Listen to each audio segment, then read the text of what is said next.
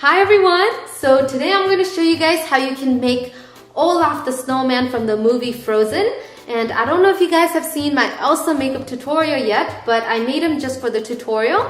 And I was actually thinking of just buying an Olaf doll to make things easier, but it was basically all sold out in every store. So I figured why not make one. And the awesome thing is when you make Olaf, he looks more like a snowman. It looks legit because of the styrofoam, which kind of looks like snow. And it's really fun to make. And if you were thinking of doing a project with your kids, or if you're throwing a Frozen themed party or with your friends, you can make him. So I'm going to show you guys right now how to make Olaf the snowman.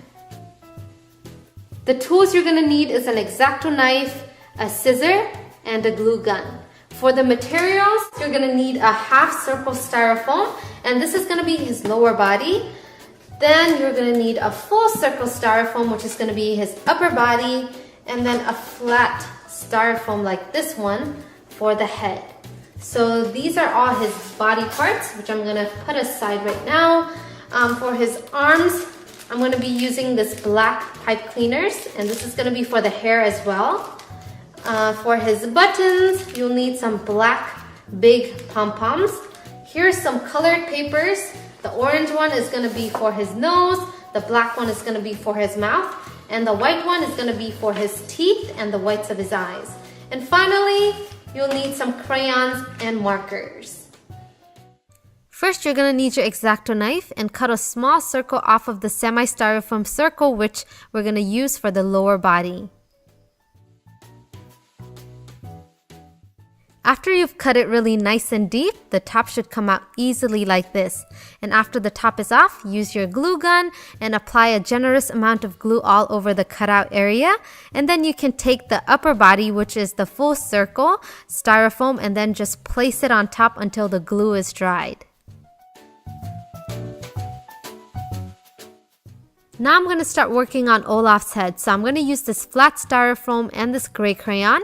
And I'm using that gray crayon to start tracing the shape of his head. So Olaf's head is kind of like a pear-shaped head. So after I've drawn his head, I'm going to take my scissors and cut it out. For Olaf's arms, I'm going to use this black pipe cleaners. And I'm going to press each one on both sides of his upper body. To make his fingers, I'm just going to loop that pipe cleaner and then twist it a couple times and use my scissor to cut it out.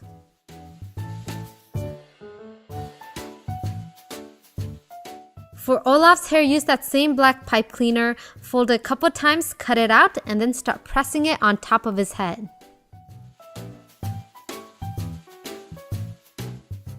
For his eyes, I'm going to use this white paper and cut off 2 circles. After that, take your black marker and just start outlining around the corner of his eyes. Go ahead and take your glue gun and start gluing the eyes on Olaf's face.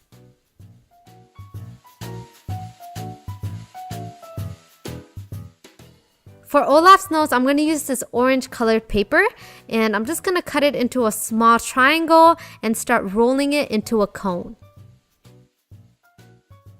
Now glue the nose together, and then when you're ready, you can glue the nose on Olaf's face.